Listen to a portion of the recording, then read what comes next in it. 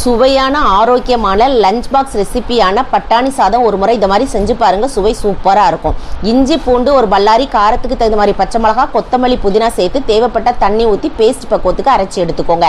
இப்போ ஒரு குக்கரை சூடுபடுத்தி 4 ஸ்பூன் எண்ணெய் சேர்த்து ஹோல் கரம் மசாலா எல்லாம் போட்டு நல்லா பொரிஞ்சு வரவும் 2 பல்லாரி சேர்த்து நல்லா வதக்கிட்டு கிரீன் பேஸ்ட்டையும் போட்டு நல்லா வதக்கி எடுத்துக்கோங்க.